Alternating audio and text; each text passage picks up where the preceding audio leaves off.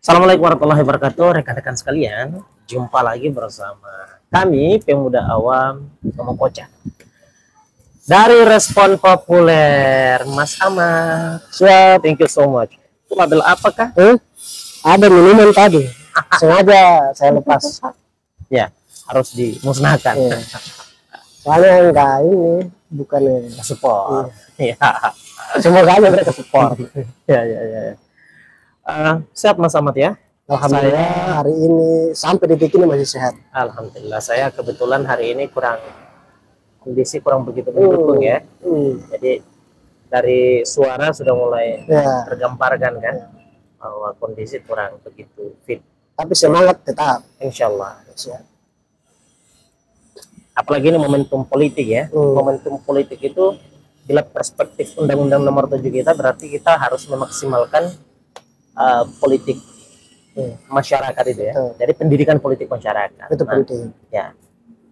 Jadi itulah yang harus selalu kita forcekan gitu. Kita maksakan kepada pihak-pihak terkait, dalam hal ini adalah yang terjun langsung sebagai kontestan di dalam ruang politik kita gitu ya. Baik personality mereka, para caleg ataupun juga kemudian para capres. Nah, jadi partai politik ya kan, biar untuk selalu memaksakan para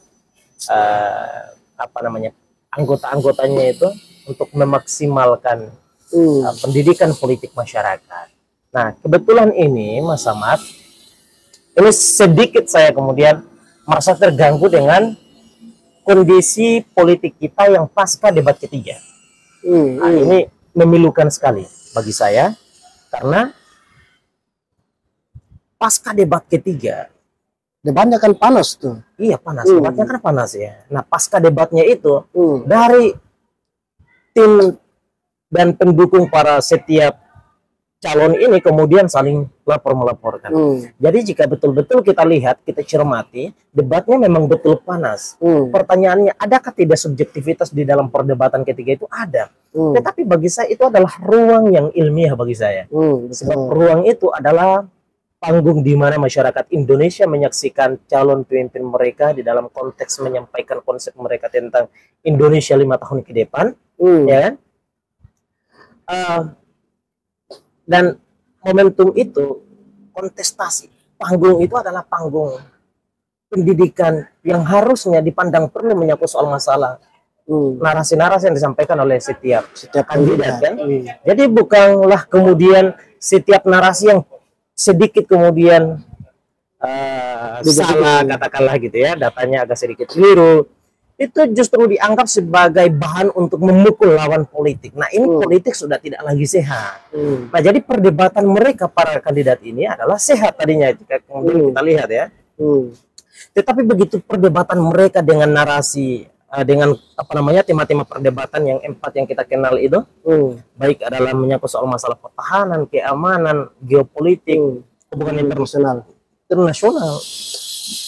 begitu dihadirkan di dalam ruang publik oleh para loyalis dan simpatisan ini, malah justru kemudian menjadi debat kusir, menjadi kacau. Substansi daripada politik kita kemudian tidak tersampaikan. Harusnya amanat Undang-Undang Nomor 7 itu kan harus dipaksakan tuh kan. Pendidikan politik masyarakat harus betul-betul digenjotkan dalam kontestasi ini.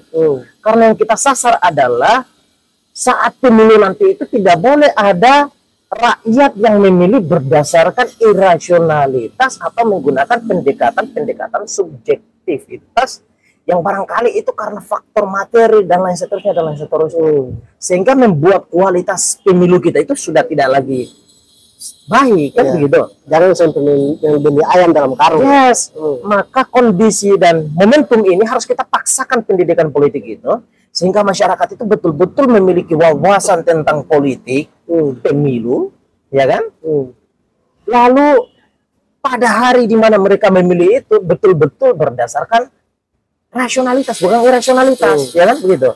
Jadi berdasarkan pemahaman yang baik. Oh begini rupanya cara memilih pemimpin itu adalah melihat tentang konsep dia 5 tahun ke depan.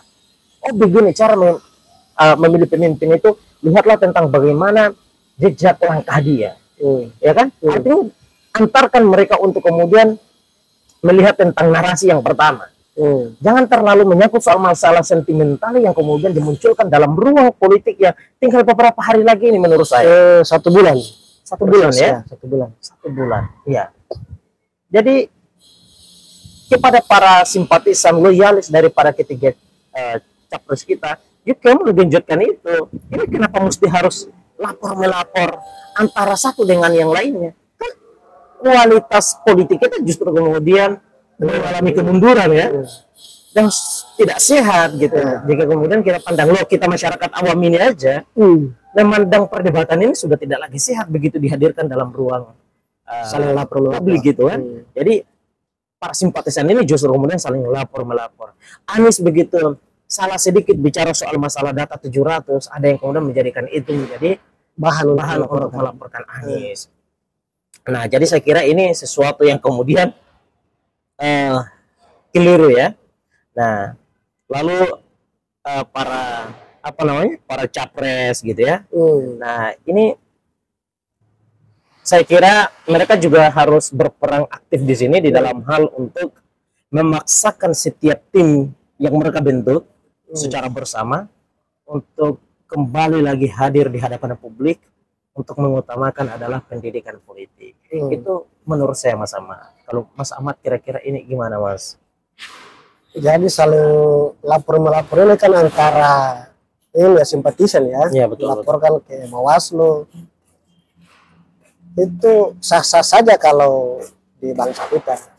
Tetapi ini menjadi catatan juga buat Bawaslu. Harus mereka subjektif dalam menerima laporan itu. Objektif objektif dalam menerima laporan itu. Jangan sampai Bawaslu melihat bahwa laporan ini dari kandidat yang ini, dari simpatisan yang ini, lalu simpatisan yang lain melaporkan, mereka menolak atau meresponnya dengan terlambat. Itu yang perlu menjadi catatan buat Bawaslu. Terus yang kedua, kepada simpatisan ini jangan dikit-dikit membuat laporan. Itu udah kayak kita beli makanan di warteg aja. Lapar, kita kesana beli makan.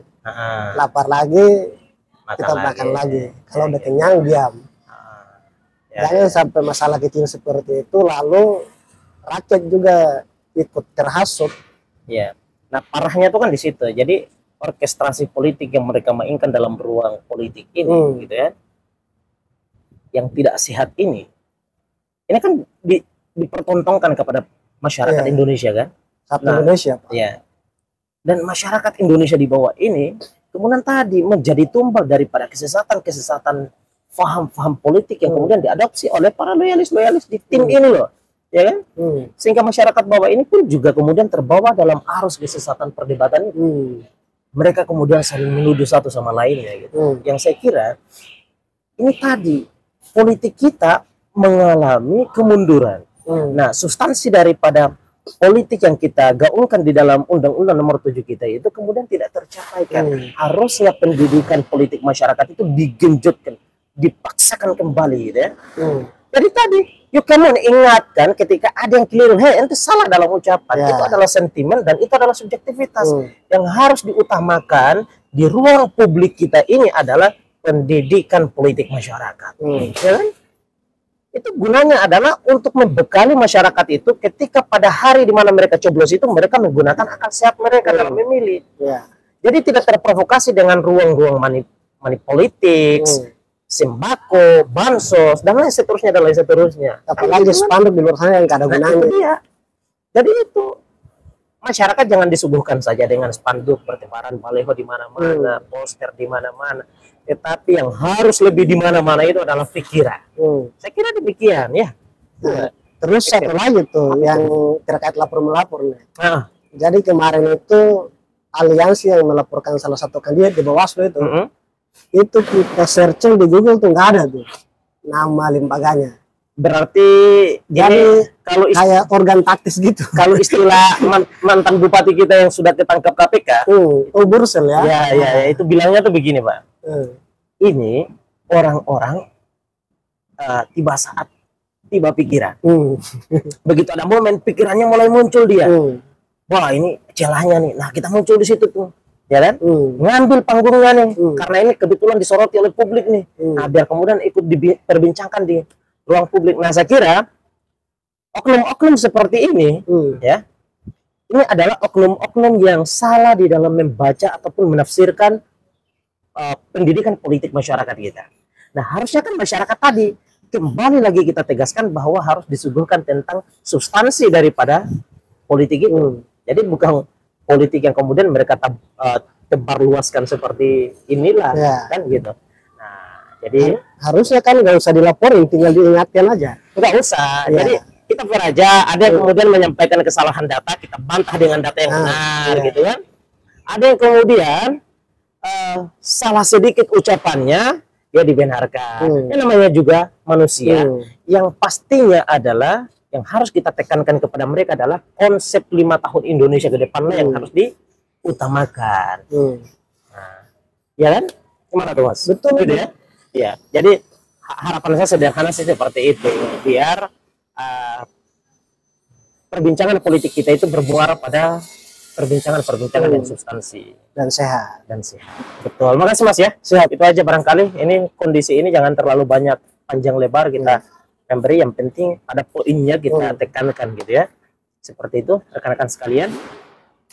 Tuangkan pendapat rekan-rekan di kolom komentar dan marilah kita sama-sama mengawal prosesi pemilu kita, walaupun komentar kalian pakai bahasa daerah. Ya, betul nggak jadi soal pakai bahasa apapun. Nanti kita akan memaksakan diri untuk membacanya dan menafsirkannya. Jadi marilah kita kawal secara bersama agar politik kita ini selalu bermuara pada substansinya, bermuara pada pendidikan politik masyarakat ya. Sebagaimana kita tekankan di dalam Undang-Undang Nomor 7 kita. Terima kasih banyak rekan-rekan sekalian. Assalamualaikum warahmatullahi wabarakatuh.